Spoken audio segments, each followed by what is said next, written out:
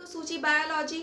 आज हम लोग ब्लड क्लॉटिंग के बारे में पढ़ेंगे कि कैसे जो है अगर कहीं पे जो है वो कट जाता है तो ब्लड वहाँ पे कैसे क्लॉट करता है, यानी कि खून जो है वो कैसे जम जाता है और किसके थ्रू जो है वो खून वहाँ पे जमता है, यानी कि रक्त का जो थक्का बन जाता है तो कैसे वो बनता है। अगर मान के चलिए कि किसी कोई ह्यूमन का शरीर है और कहीं पे अगर कट गया है तो वहाँ पे अगर ब्लड की क्लॉटिंग नहीं होती है तो उसका जो सारा खून है वो बह जाएगा और बहने के साथ क्या होगा, उस इंसान की मौत हो सकती है। तो इसी पे आज हम लोग बात करेंगे कि ब्लड की क्लॉटिंग कैसे होती है। तो चलिए स्टार्ट करते हैं। जो ब्लड क्लॉटिंग होता है उस प्रोसेस को हम लोग कैस्केडिंग प्रोसेस बोलते हैं, यानी कि जो पूरा ब्लड क्लॉटिंग जो होता है कि खून कैसे जमता है उस होल प्रोसेस को कैस्केडिंग प्रोसेस बोलते हैं। और ये जो प्रोसेस है होने में 4 मिनट लगता है, कम से कम 4 मिनट लगता है।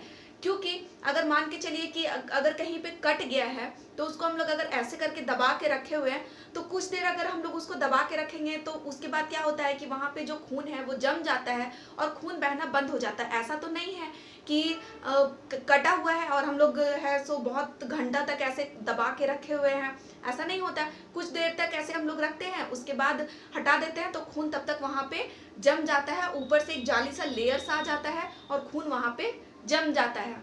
तो इस प्रोसेस को हम लोग क्या बोलते हैं, इस होल प्रोसेस को हम लोग कैस्केडिंग प्रोसेस बोलते हैं और ये प्रोसेस होने में कम से कम 4 मिनट का टाइम लगता है।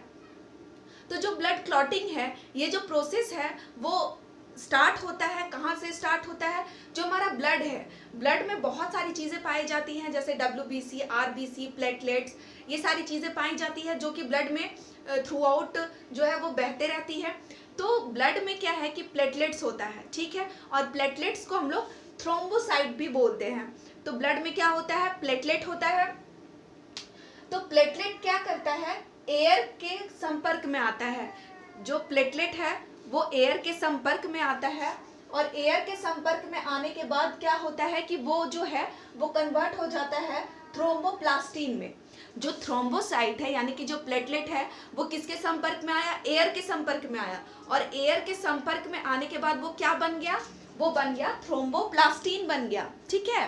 अब क्या हुआ, जो सेकंड है, ये जो ब्लड क्लॉटिंग का जो प्रोसेस है वो मेनली 4 प्रोसेस होते हैं। इसमें इसको कंप्लीट होने में 4 प्रोसेस होते हैं और फर्स्ट जो प्रोसेस होता है वो स्टार्ट होता है थ्रोम्बोसाइट से, जिसे हम लोग प्लेटलेट भी बोलते हैं क्योंकि जो ब्लड है उसमें प्लेटलेट्स होते हैं और जो प्लेटलेट होता है वो एयर के संपर्क में आता है और एयर के संपर्क में आने के बाद वो थ्रोम्बोप्लास्टिन बन जाता है, ठीक है। और सेकेंड जो प्रोसेस होता है उसमें क्या होता है, जो थ्रोम्बोप्लास्टिन है यानी कि जो थ्रोम्बोसाइट था वो एयर के संपर्क में आने के बाद थ्रोम्बोप्लास्टिन बन गया और जो थ्रोम्बोप्लास्टिन है वो क्या होता है, वो फिर कैल्शियम के संपर्क में आता है। क्या होता है कि जो थ्रोम्बोप्लास्टिन है वो कैल्शियम के संपर्क में आता है। तब क्या करता है, कैल्शियम के संपर्क में आने के बाद कि वो जो है वो प्रोथ्रोम्बिन बन जाता है। जो थ्रोम्बोप्लास्टिन है वो कैल्शियम के संपर्क में आता है और फिर क्या होता है कि वो प्रोथ्रोम्बिन बन जाता है, ठीक है। तो जो थ्रोम्बोसाइट है वो कैल्शियम के संपर्क में आने के बाद क्या करता है कि जो ब्लड में जो प्रोथ्रोम्बिन होता है उसको वो एक्टिव करता है। एक्टिव क्यों करता है, वो सिग्नल देता है कि कहीं पे कट गया है और ब्लड की क्लॉटिंग करना है। तो जो थ्रोम्बोप्लास्टिन है कैल्शियम के संपर्क में आने के बाद प्रोथ्रोम्बिन को एक्टिव कर देता है। एक्टिव इसलिए करता है, वो सिग्नल देता है कि चलो अब उठ जाओ, जल्दी से कहीं पे कट गया है और वहाँ पे जो है वो ब्लड की क्लॉटिंग करना है। तो प्रोथ्रोम्बिन क्या करता है, प्रोथ्रोम्बिन जो है वो थ्रोम्बिन को एक्टिव करता है। जो प्रोथ्रोम्बिन होता है वो थ्रोम्बिन बन जाता है और फिर थर्ड प्रोसेस में क्या होता है कि जो थ्रोम्बिन है, प्रोथ्रोम्बिन तो थ्रोम्बिन बन गया, अब जो थ्रोम्बिन है वो फाइब्रिनोजेन के संपर्क में आता है। तो क्या करता है कि थ्रोम्बिन बोलता है फाइब्रिनोजेन को कि चलो अब जल्दी से एक्टिव हो जाओ क्योंकि कहीं पे जो है वो कट गया है, उसको उसकी क्लॉटिंग करनी है। तो जो प्रोथ्रोम्बिन था वो थ्रोम्बिन को जगाया, थ्रोम्बिन जो है वो फाइब्रिनोजेन को जगाता है और फाइब्रिनोजेन जो है वो फाइब्रिन को जगाता है और तब जाके जो है वो ब्लड की क्लॉटिंग होती है। तो जो फाइब्रिन है यहीं पे जो है वो ब्लड की क्लॉटिंग खत्म हो जाती है। यहीं पे जो है फिब्रिन जब एक्टिव हो गया तो ब्लड की क्लॉटिंग यहीं से होना स्टार्ट हो जाता है।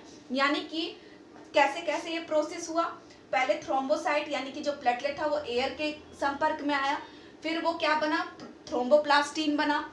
थ्रोम्बोप्लास्टिन क्या किया, कैल्शियम के संपर्क में आया। ये थ्रोम्बोप्लास्टिन कैल्शियम के संपर्क में आने पर क्या किया कि प्रोथ्रोम्बिन को जगाया, एक्टिव किया। प्रोथ्रोम्बिन जो है वो थ्रोम्बिन में कन्वर्ट हुआ। फिर थ्रोम्बिन जो है वो क्या किया, फाइब्रिनोजेन को जगाया कि कहीं पे कट गया है तो ब्लड की क्लॉटिंग करनी है, तो चलो चलो चलो जल्दी। तो फाइब्रिनोजेन क्या किया कि फिब्रिन को जगाया कि ब्लड की क्लॉटिंग करनी है, चलो से जल्दी। अब फिब्रिन में क्या होता है कि यहाँ पे जो है फाइनल क्लॉटिंग हो जाती है।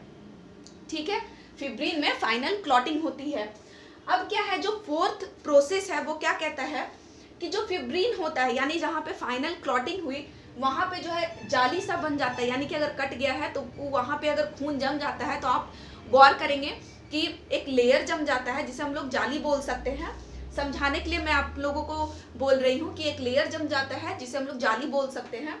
तो वो क्या करता है कि जितने कॉर्पुसल्स होते हैं यानी कि जितने रुधिराणु होते हैं, WBC, RBC, प्लेटलेट, ये सारे क्या होते हैं यहाँ पे जो जाली बन जाता है तो ये जो है वहाँ पे WBC, RBC, प्लेटलेट सबको रोकता है ताकि जो जो प्लाज्मा बह रहा है वो बाहर नहीं निकल पाए और ब्लड की क्लॉटिंग वहाँ पे हो सके।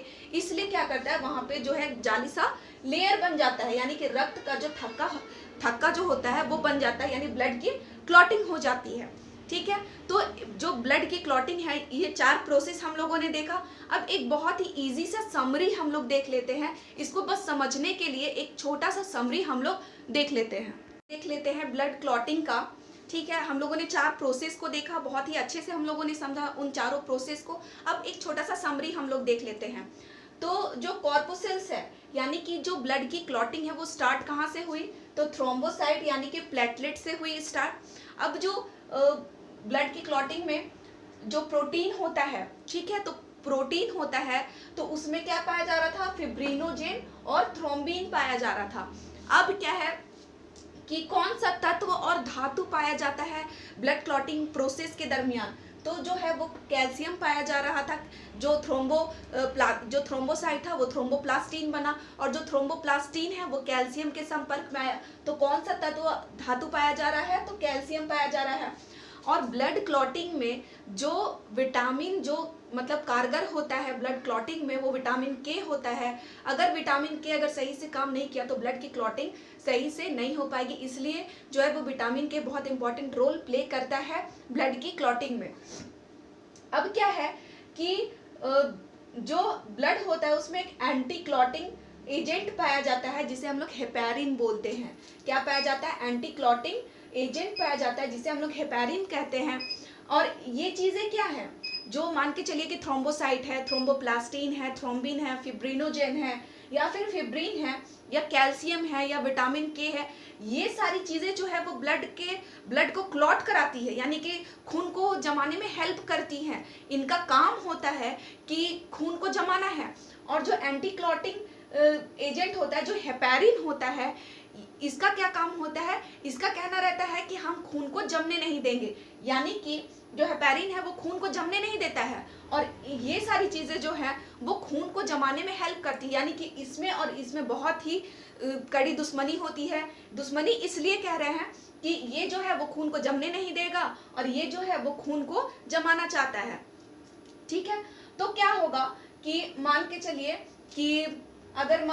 कि आप लोगों ने देखा होगा कि डॉक्टर जब स्लाइन चढ़ाते हैं तो स्लाइन चढ़ाते वक्त क्या होता है कि जब मान के चलिए कि जो लिक्विड पार्टिकल होता है बॉटल में वो जब ख़त्म होने लगता है तो जो नर्स होती है या डॉक्टर होता है वो पहले ही उस बॉटल को बंद कर देते हैं। इसलिए बंद कर देते हैं कि मान के चलिए कि अगर उनका ध्यान वहाँ पे नहीं जा पाता या फिर कोई और काम में वो फंस जाते हैं तो अगर वो टाइम पे उस स्लाइन को नहीं बंद कर पाए तो उस वो लिक्विड तो खत्म हो जाएगा, लेकिन उसके बाद क्या है कि एयर वहां से जाने लगेगा और जब एयर पास होने लगेगा तब क्या होगा कि जो ब्लड की क्लॉटिंग है वो जो है वो अंदर ही होने लगेगा। यानी कि जो बॉडी है, बॉडी के अंदर क्लॉटिंग होने लगेगा। अगर अंदर क्लॉटिंग होगा तो जो नस होता है वो फटने लगेगी, क्योंकि ब्लड की क्लॉटिंग तो कटा तो बाहर की साइड हो रहा है तो वो तो ठीक है, लेकिन अगर ब्लड की क्लॉटिंग जो है वो बॉडी के अंदर होना स्टार्ट हो जाए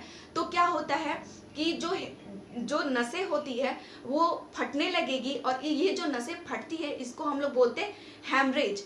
और ये जो नसें फटने का जो सबसे ज़्यादा चांसेस होता है वो ब्रेन में होता है, क्योंकि ब्रेन की जो नसें होती है वो बहुत ही ज़्यादा पतली होती है। इसलिए आप लोगों ने सुना होगा कि बहुत से लोगों को ब्रेन हैमरेज हो जाता है। तो क्या होता है वहाँ पे कि जो ब्लड होता है वो क्लॉट होने लगता है अंदर में ही, तो जिसकी वजह से जो नसें होती है ब्रेन की वो बहुत पतली होती है और वो फटने लगती है। इसलिए बहुत से लोगों में ब्रेन हैमरेज का प्रॉब्लम हो जाता है।